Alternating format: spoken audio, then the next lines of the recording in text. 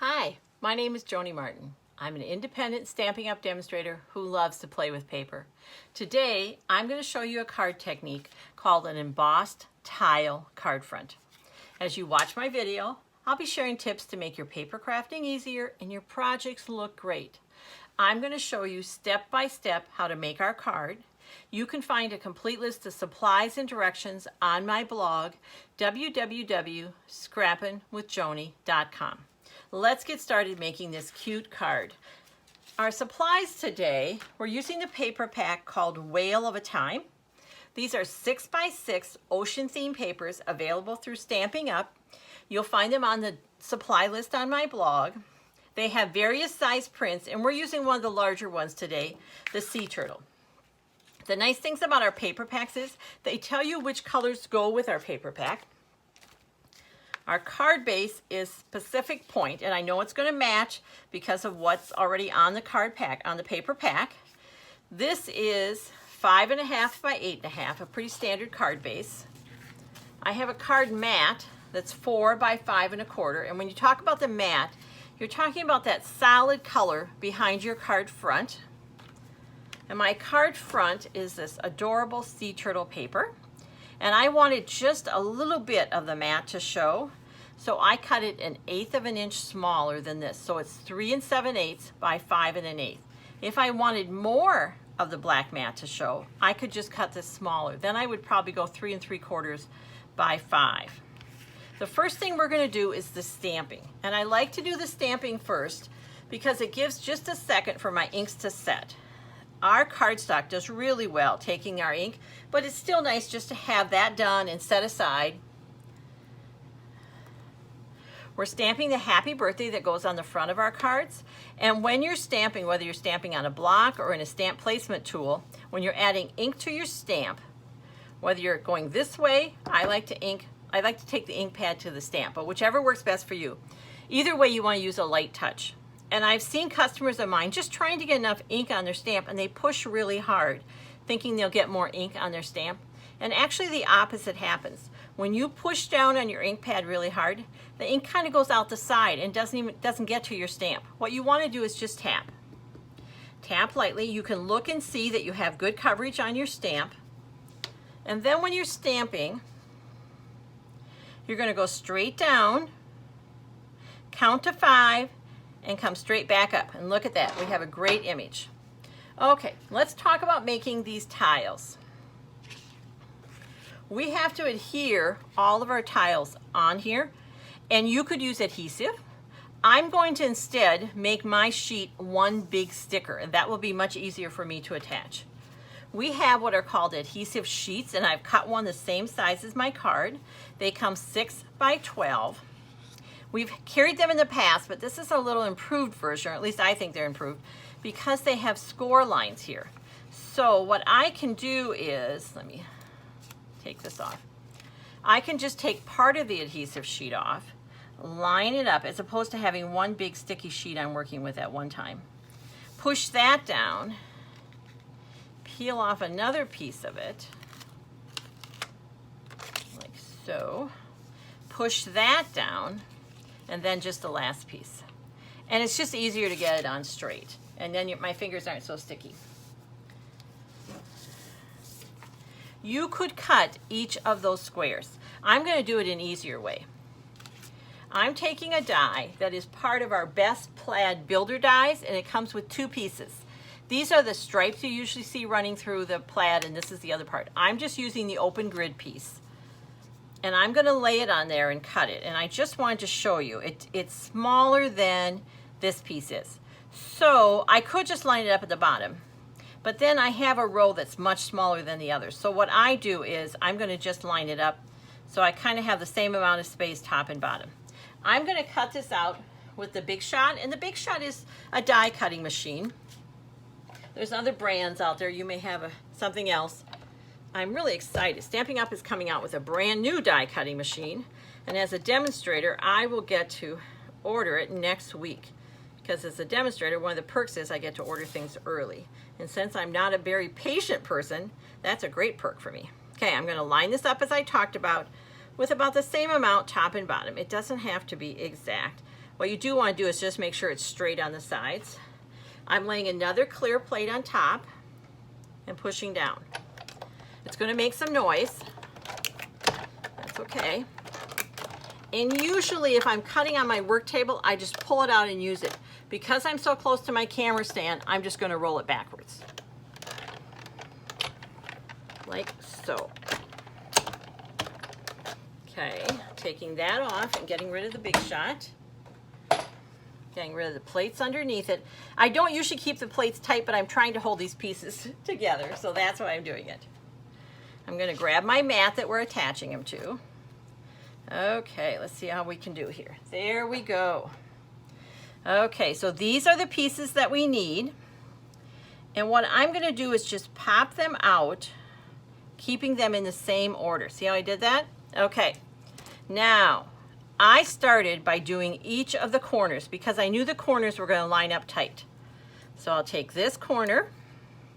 Sometimes they want to catch a little, especially with that adhesive sheet, so I can just pull it away. There. And this is what I'm going to set this aside so you can see what I'm doing here. This is what I was talking about, that now I have a sticker sheet. I'm going to peel off the back and just lay that right in the corner. I don't want to see blue at the top or the side. Then I know I have it where I should have it. Okay? Then I'm going to do the other side. Like so. This one I'm going to peel right off the paper. That might be a better strategy, actually. That's going in this corner, like so. Then we'll do another corner. I'm going to grab my take a pick tool, which lets me peel. There, that's better. Should have thought of that for the first card. Okay, again, in the corner. I don't want to see the blue underneath because the tile goes to the corner. There. And then in this corner,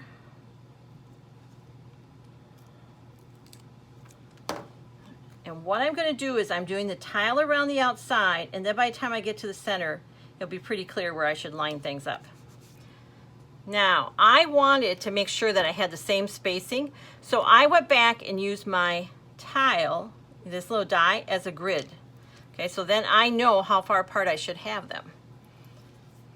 And that way it was easier for me to get them even. And I'm just peeling them up. And see how I'm kind of lining it up with that right there? There we go. So I don't have to stop and make a judgment where it should be. The die is doing that for me. I like when somebody else makes this work easier. There. See how quick that is? And there. And I'm just going to move it up now and do the bottom. And again, these little tabs are telling me, I'm just lining up so that's even with that. There we go. This is the bottom. Think of it as kind of acting like, not that I've ever laid tile, but when I've seen, we just had our bathroom done a couple years ago, and when I watched them, they would have those little grid markers. And I bet your fingers are more nimble than mine. Sometimes mine don't always want to do what they should. There we go. I'm just making sure I'm covering up the bottom so I have it even there. Okay. Yep. Like so. This is just kind of a fun, different technique. You can do it with really any print. I would tell you the larger the print, the better it seems to work because you don't lose the image of the picture and it's a little easier just to kind of see what you're doing. I think it would be really pretty with some flowers, a large flower, or you could easily stamp a large flower and do that. I was just taking a little easier by using a pre-printed paper. That just saved me a step. And I love this paper pack. I've been making lots and lots of cards with it. I'm going to make sure this is straight. Then I'm going to use that guide and go down. Like so. I posted this on my page today. I have a Facebook page called Scrapping with Joni, and I often post projects there. And someone asked if it was hard. It looked hard, and it is not hard, but it is putsy. You're not going to do a bunch of these in a hurry. They're not hard to do. It just takes a bit of time to get all your pieces lined up and where you want them. like so. But this adhesive sheet, excuse me, really saves you time because you're not stopping to put adhesive. I think part of the trick with that would be, I'm just gonna make sure that's straight, is if I had to keep turning them over, getting them going in the right direction again. And this one is not quite straight, so I'm gonna just pull it over a little bit. Okay, and we just have the top row, and then it's really easy because you can kind of use the rows as your guide after that. I was afraid the first time I did that it really mattered where the placement was because I might be missing part of a head or something of a sea turtle, and really it doesn't seem to matter. Your eye kind of fills that in, and there's the grid is not that wide, so you don't end up losing that much of anything on it. This would be a great technique if you had some Christmas paper or another holiday. This would be a fun technique to do that with. There we go. Okay, guys. So all we have left is what's in the center. And now you really can just, there's a continuation of the picture and you're lining it up so that it goes this way and that way. Like so. And here's the other thing, guys. Once you have this all together, even if you're off just a little bit, it's not noticeable. The embossing also really kind of covers anything that looks a little off because it adds such a nice texture to it. It's not so flat looking. There we go. Almost done. Okay.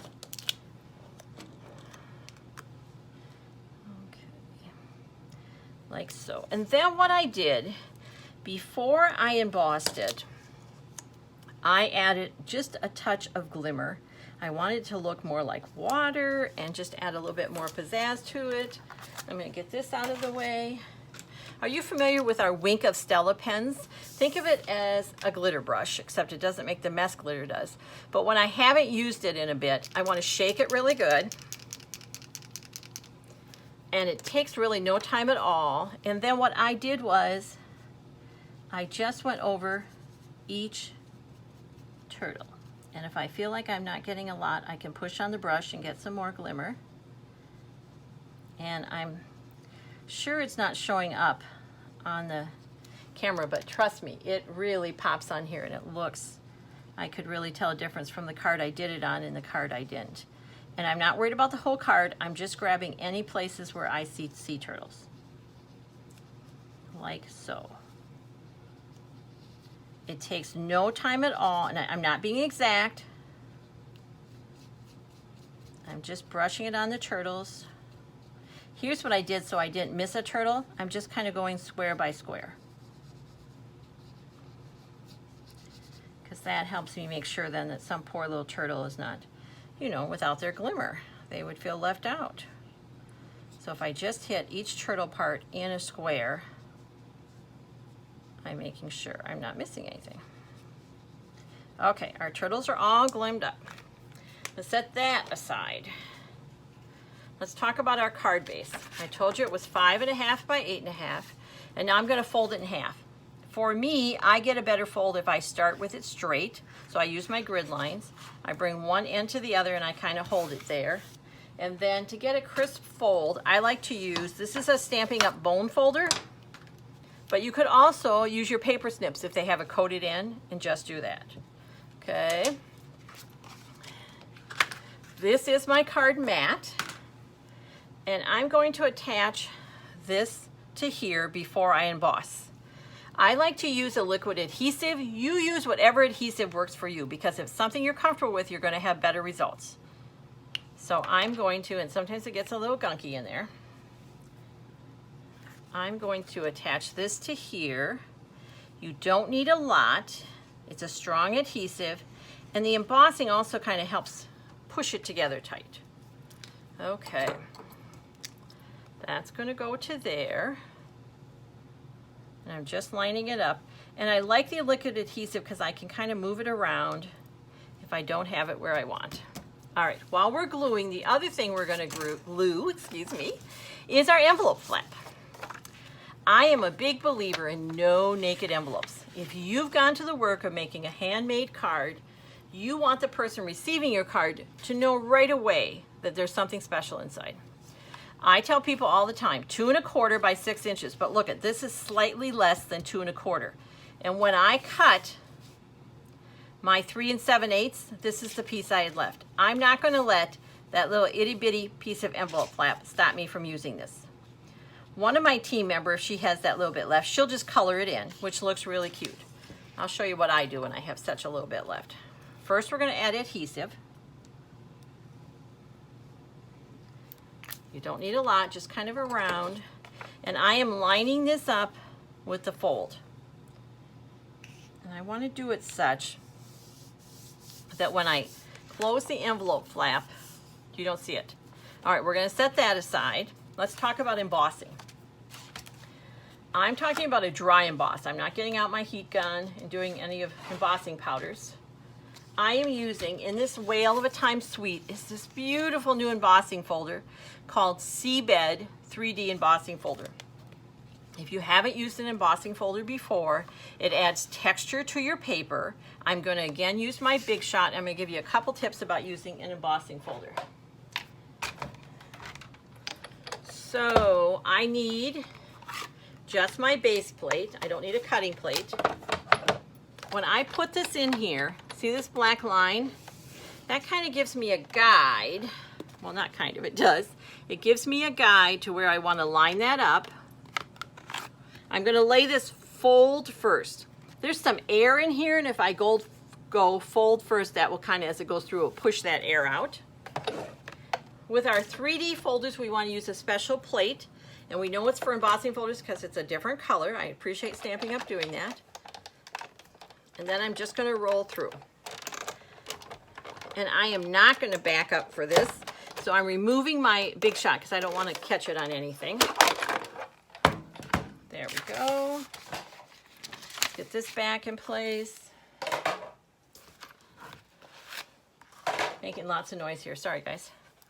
All right, let's grab this. I think you can almost see it better from the back. It's gorgeous. But all of a sudden, we have texture and glimmer on the front of our card. How cool is that? All right. So if you noticed before, I have happy birthday on there. Let's talk about how to do that. We've already stamped our happy birthday. I am using, do you guys ever lose things on your plate? Yep. Workspace, I do all the time. For this, I am using the stitched squares. They came from the stitched shapes. There's ovals and circles, and I'm using the squares today. I cut the same color as my card base for this size, and the smallest one will just fit. And I like that. I didn't want a lot of white showing. And when I say just fit, I mean just fit. I'm going to trim off some of this so I don't run the whole sheet through because I don't need to do that. And again, we will cut that with our die cutting machine. I'll get that out of the way, separate this, and back comes the Big Shot. I'm not sure I could make a card without some kind of die cutting machine. So we're going to lay this down, and we have 2 plates. We're making a sandwich. One goes on the bottom. They're both clear plates. It doesn't matter. This is going to lay down. And it's just really catching both sides. Kind of straight. Like so. Oops, guys, I don't have my cutting plate on. You can tell right away if it isn't giving me any pushback, I know that it's not thick enough. There we go. Let's try again. Like so. I'm going to roll it through. And again, I'm going to just lift up my plate and get it out of the way. All right, we are really ready to just assemble. I'm going to grab my last. I try to make sure I put this back right away because they're small and I'm good at losing things. All right, let's do some assembling. Our card is almost done. I'm going to attach my card front to my card base. This is my card base folded. For me, it's easier if I open the card. You do whatever works for you. I just seem to get it straighter when I do that. I'm going to go back to my liquid adhesive. This is our Tombow multi-purpose glue, like so. That is going there. The only trick left is make sure my turtles are going to the right side up. They're not swimming upside down. There we go. As I told you, I cut the next size. And there's not a right or a wrong way. I mean, I could do it like this and stick it right down here. I chose to put this one at an angle, and I chose to line it up in those tiles, just kind of using those as my guide. I'm going to throw a little bit of a liquid adhesive on the back of that. There is a front and back with these stitched, but I've used them in the back and you can't really tell. It looks like a stitched line either way, but I did want to just quick kind of check. Okay, so this is going to get lined up. That's going in the center. That's going in the center, like so. And then I popped this up, and I used our stamping dimensionals. Think of it as like a little piece of foam with sticky on each side. They hold really nice. You don't need a lot. 2 will work just great for this. And then they have a peel off back, like so. And this is at an angle, and I put this one straight, and it fits right in there. How's that? Look at that. We're gonna make sure Happy Birthday is straight. That's always a good thing. All right, all we have left is our envelope. So I'm gonna use the guide, the envelope flap is my guide, and I'm gonna trim it, like so.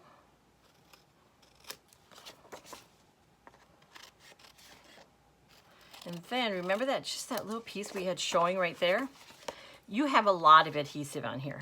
You can take off that 1/8 of an inch and it's not going to matter. So I'm going to do that. You're still good. And there you have it.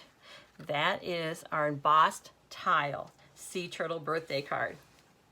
Thanks for watching my video today. If you're looking for more new card ideas, I include a card project with supply list and directions in each of my Sunday night emails. You can sign up for email on my blog. If you liked this video, I'd really appreciate clicking on the hands up to show you liked it. And don't forget to hit the subscribe button. Until next time, keep crafting.